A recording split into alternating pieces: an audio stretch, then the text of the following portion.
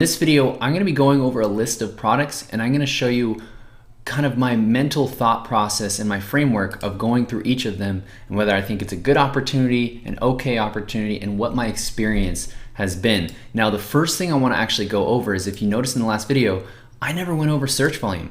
That's because the search volume, I've noticed, is irrelevant and is confusing a lot of people. Like, if I was to actually go to this first product right here, if we go over here and see, oh, 9,900 searches a month, this must mean that it's good. That doesn't really mean anything unless we have all of these other these checklists, the margin, the opportunity. We need all 6 of these because the byproduct will be that there's plenty of demand. What I noticed and what I recently got into is when I was testing products and when I was launching in new stores, is that some of them wouldn't even have any search volume, but I'd be siphoning search volume from terms I didn't even understand would convert, but they were converting. And then I took up that impression share, of all of those weird terms, and now it's becoming one of the more profitable, easiest products I've ever done. So when I created this list, believe me, I really thought through it. And so now what I want to do is go through the examples step by step and show you like an updated version of what's working right now and why. So first, let me go over this one. Now, I like this product because I see that there's legitimate companies, TB12, Hyperice. I see that these people are selling mainly this product. And that tells me that there is a market of people that just want this specific product. So I'm like, ooh, okay, first check mark. The second one, of course, is margin. Now, I can easily find a product that is around 40 bucks and does all the features as their thing for around 100 bucks or 200. And so if I can fit myself in the $100 range, another check mark. However, what I want to go over now is their landing page. Their landing page is fantastic. Their angle is fantastic. I don't see an opportunity for me to come in and wipe them out or get a big piece of the pie because they did it very well. So I'm at a stage where I'm looking for, bigger products that I could probably brand and really launch into a legitimate company. However, could this make $3,000 a month in profit? Absolutely. In my opinion, if you put the ads together correctly and you really focus on a good landing page, good angle, and seem as legitimate as a company up here. Some people, they notice cheap crap like this. If you're like, oh, there's people selling that are cheap.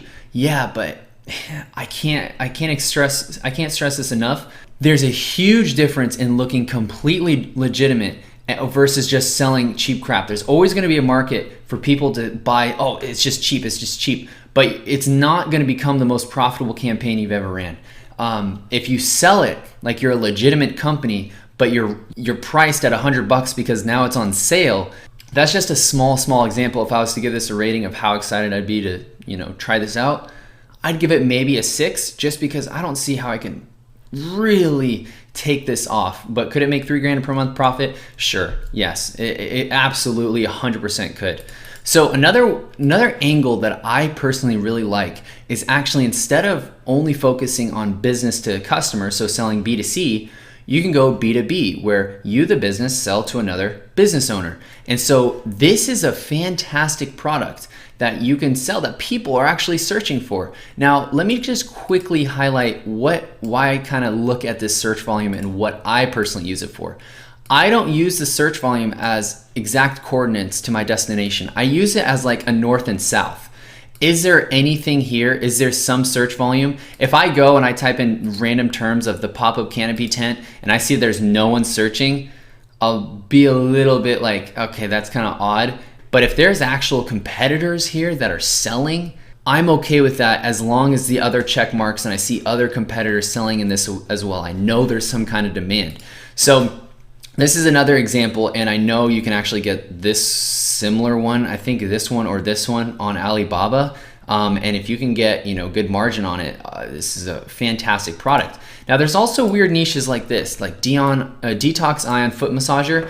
This is something that would be very interesting to try because it's kind of a hidden product, very odd, but it's for a very select few of people that truthfully believe in it. And what's cool is you can see this looks very enticing. You start with clear water and all this comes out of your foot. It's a very nice marketing angle. Now, I just really don't know if it works. And so what I sometimes do is I would go and look this up on Amazon. If there's a crap ton of bad reviews, I wouldn't even bother with it. If I can't get this product for about 25 bucks before shipping, I wouldn't even bother with it. However, I do like this niche. I do like this idea. So I wanted to show it to you guys because there's a lot of people selling in this, right? There's a ton of people selling these foot baths, I mean, foot massage are great, but even this detox thing there's a reason why there's a lot of people kind of popping up right here. Now, the next thing I want to show you is this, a portable fish finder. This thing is a great idea and I love it. I love it for a couple reasons. First of all, fishing and all that, it's a very, very, very passionate niche. People with a lot of disposable income. Now, if I was to actually go into a little bit deeper, another reason why I like it is because there is a little bit of seasonality. So I like how it goes. It's either up or it's down. There's no other like little trickeries here. It's either up or it's down. So you know when your high season is and you know where your low season is. So it looks pretty good, and especially if you can catch the wave right around March and April, ooh man, it's just I think it's a great idea. So this in general I really like, especially, now let me just highlight something. If I see Walmart, Amazon, Best Buy, I don't care. I do not care if I see all these people, but if I see them and their margins is thin, then it's like, I don't know how I feel about that. However, if I see there's a person that's just selling one product and it really seems like a one product store, they've really hyped in on this portable fish finder, then I know that there is demand for it. And I'm selling in a niche that's extremely saturated and doing just fine. So just kind of keep, like I said before, keep that checklist in mind, and don't be kind of deterred by a couple like, oh, I see Amazon right here, no one would choose me. I thought the same thing, but my opinion quickly changed like a year and a half ago. So also, if I was to go to this 3D laser engravings, I wanted to just show you this because this was something I was thinking to get into. I really liked this niche. I saw that there was actually a lot of opportunity. I would make sure that you kind of double check and make sure your margins are there. But this is definitely, like, people are fanatic about this. This is, something that you can either target towards animal lovers, towards obviously just general family photos. But this is, to me, it's pretty evergreen.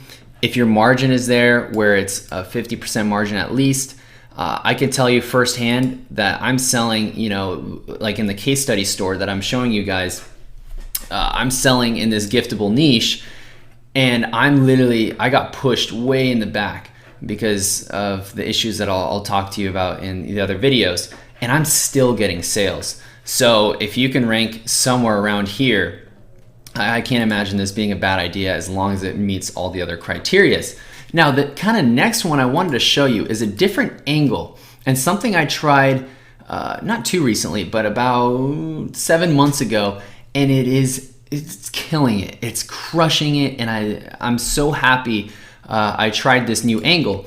And what it is by tying in a ton of emotion, not just emotion as in buy now, you're overweight, you need to do this for your family. It's not like that. It's more of like, you're gonna buy this and we're gonna donate. And by the way, as you start making money, donations are great for tax purposes. So this is an example from a legitimate company, the World Wildlife Fund, and basically they're selling a sloth for you to pretty much adopt a sloth in the wild. And I thought that was so cool. And it's just a great idea to do, where you can sell a product and tie it into an emotion. Like if you're selling in the ocean niche, there's like 1,000,001 ways to do that. Actually, there's a company right now that is selling these bracelets. Give me a minute. Okay, I found the company and I typed in Ocean 7 bracelets. It's for Ocean. Whoops. I think this is a movie. But this company right here is completely doing the best marketing campaign you could ever imagine. And they're actually, if I go right here to SimilarWeb, Look at this dip, but not much of a dip, because 600,000 searches a month or visitors a month is pretty hefty. This is amazing, but that's not really the point. The point is that they're selling these cheap little bracelets in droves, and they've been in business for years, and they're selling it because they're cleaning up the ocean. Now they're actually legitimately cleaning up the ocean, which is really, really, really cool. I'm super happy about that. But what I'm trying to say is that this is not a hot product. This doesn't glow in the dark and then does, you know, a backflip on your arm. It doesn't do anything. It's all emotion. And they tied it in so well, and they're absolutely raking it. And they're raking and cleaning the ocean as well at the same time, which is fantastic. So this is another angle that I'm personally doing, and it's working like gangbusters. So that's another way that I want you to just kind of be creative. And if you find the opportunity to do this, I highly suggest doing it. Now, a couple other products I want to quickly go over is in the toys niche.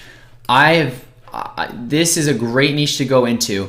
And if I was to kind of go specific, if you're looking at a niche and looking at products to sell, which I know this video is mainly about products and examples, but I just wanted to give this quick kind of overview. I like this niche, and I like kind of trying to find a product in this niche. But if you find yourself in the same situation where you're like, oh, well, what product should I choose? Products that are more up in the front have higher click-through rate and is pretty much ranked higher because of either domain authority, because, oh, it's Nordstrom, or because it has a high click-through rate, low bounce rate, high relevancy. And what that means is a lot of people like this specific product, or at least the look of it. So this would actually lead me towards looking at like a firefighting kind of toy set. I see another firefighting kind of toy set.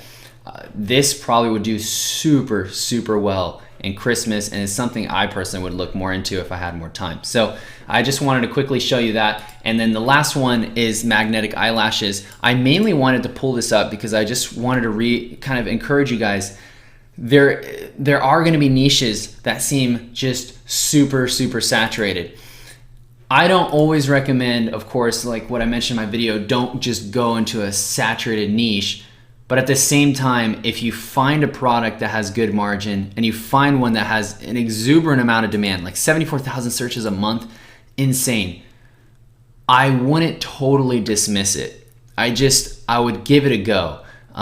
If you're kind of tight on cash, then just go for a better opportunity. But I will say there are some hidden gems in these weird saturated niches that you would have thought like, there's no way I'm gonna make a killing in this. Yes, you definitely can, and I know that firsthand. So I wanted to mention that just as a little reminder that, look, if you're doing your product research, which we're going over in the next videos, and you have a product you really wanna try, but it's just, you see all these other competitors, I wouldn't totally dismiss it. Just kind of keep it on the side, and it can be your last resort, and it might honestly be a good one. So anyway, these are a couple examples, and I'll see you guys in the very